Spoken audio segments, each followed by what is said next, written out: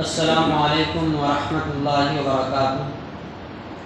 الحمدللہ رب العالمین والصلاة والسلام علی رسولہ الکریم، اما بعد۔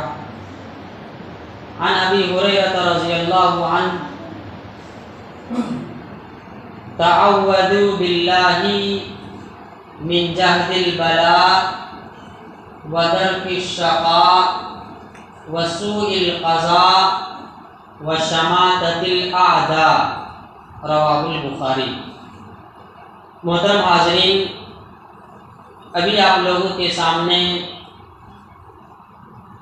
صحیح بخاری کی ایک حدیث پڑھی گئی۔ اس حدیث میں اللہ کے نبی صلی اللہ علیہ وسلم نے ہم سب کو، آپ سب کو اور تمام امت محمدیہ کو ایک دعا سکھلائی ہے۔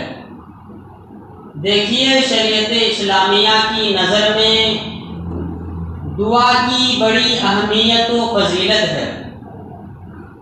اللہ کے نبی صلی اللہ علیہ وسلم نے دعا کو عبادت قرار دیا ہے کہ جو شخص اللہ سے دعائیں کرتا ہے، اپنے گناہوں سے توبہ و استغفار کرتا ہے، اپنی دنیا و آخرت کی بھلائی اللہ سے مانگتا ہے، اپنی دنیا و آخرت کی کامیابی اللہ سے مانگتا ہے، اپنی ضروریات کا اللہ سے سوال کرتا ہے، اپنی پریشانیوں اور تکلیفوں کو دور کرنے کے لیے اللہ سے مطالبہ کرتا ہے، تو جہاں پر انسان اپنی ضرورتوں کو پورا کرنے کے لیے اللہ سے دعا کرتا ہے تو اس کی دعا قبول ہوئی یا نہیں ہوئی یہ الگ بات ہے، لیکن جب تک وہ دعا کرتے رہے گا تب تک اس کا شمار عبادت کرنے والوں میں ہوگا۔ انسان جب تک دعا کرتا رہے گا اس وقت تک اس کا شمار عبادت کرنے والوں میں ہوگا۔ جب انسان دعا کرتا ہے گویا کہ وہ عبادت کر رہا ہے، اس کی دعا قبول ہوئی، اس کو اس کا فائدہ ملے گا، لیکن وہ جب تک دعا کرتے رہے گا گویا کہ وہ عبادت کر رہا ہے۔ اللہ کے نبی صلی اللہ علیہ وسلم نے فرمایا الدعاء هو العبادہ، کہ دعا ہی حقیقی معنوں میں عبادت ہے۔ ابھی جو حدیث آپ کے سامنے پڑھی گئی، اس حدیث میں اللہ کے نبی صلی اللہ علیہ وسلم نے ایک دعا سکھلائی ہے، جس دعا کے اندر 4 بڑی بڑی خطرناک چیزوں سے پناہ مانگنے کی تعلیم دی گئی ہے۔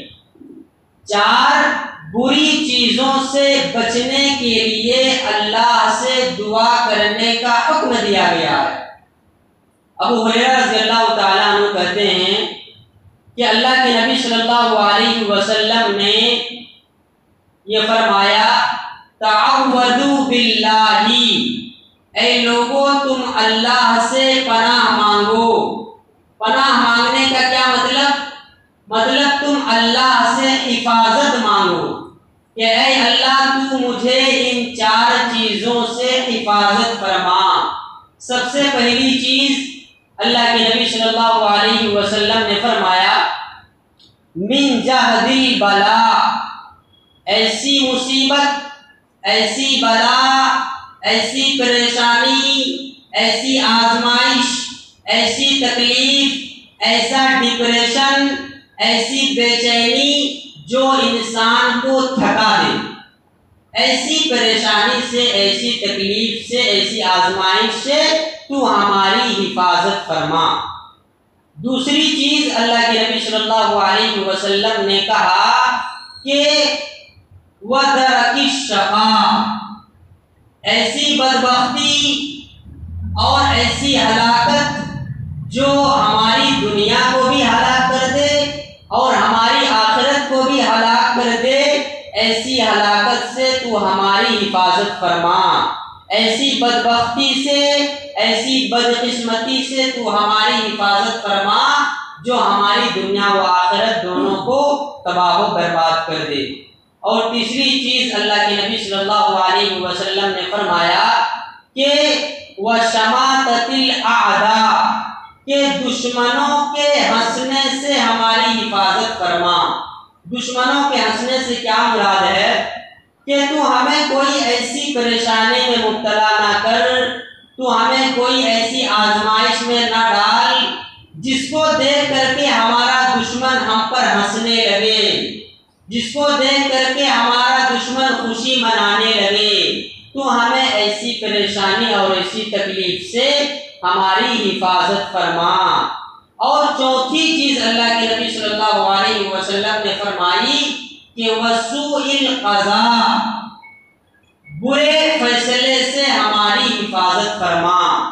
وہ برا فیصلہ انسان کے خود اپنی ذات کے لیے بھی ہو سکتا ہے، اس کے گھر کے لیے بھی ہو سکتا ہے، اس کے بال بچوں کے لیے بھی ہو سکتا ہے، اس کے کاروبار کے لیے بھی ہو سکتا ہے۔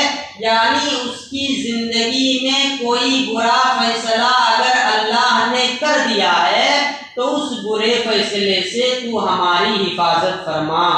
کسی انسان کی تقدیر میں، کسی انسان کے مقدر میں اللہ تعالیٰ نے برا فیصلہ کر دیا ہے تو اللہ کے نبی نے کہا کہ اس کو دعا کرنا چاہیے کہ اے اللہ تو ہمیں برے فیصلے سے ہماری حفاظت فرما۔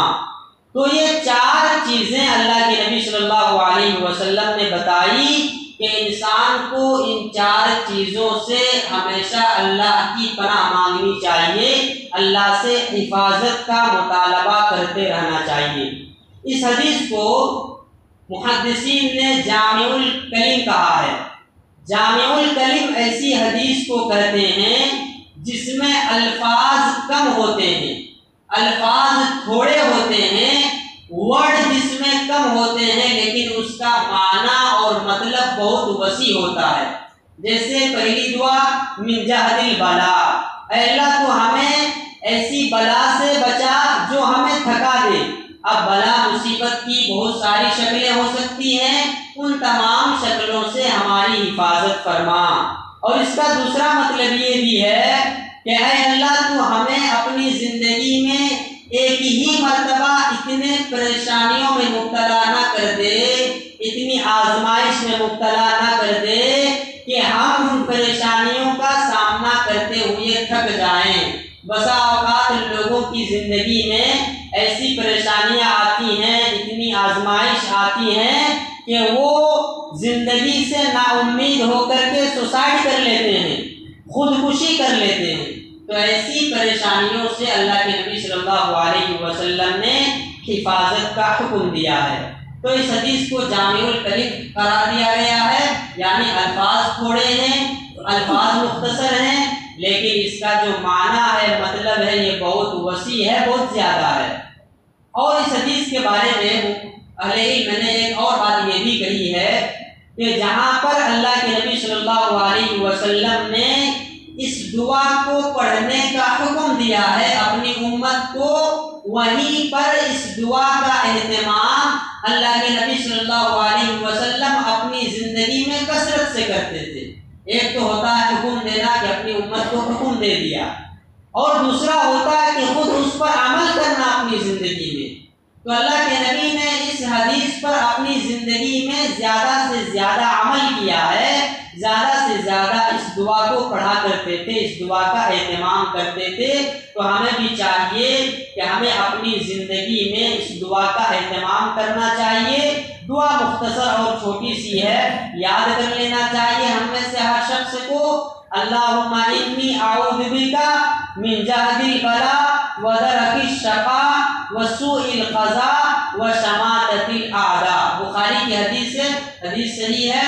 ہمیں ایسی حدیثوں کو، ایسی دعاؤں کو یاد کر کے اپنی زندگی میں پڑھتے رہنا چاہیے تاکہ ہمیں ان دعاؤں کا فائدہ حاصل ہو۔ دعا رب العالمین سے کہ اللہ سبحانہ و تعالی ہمیں کہیں سنی بات پر عمل کی توفیق عطا فرمائے۔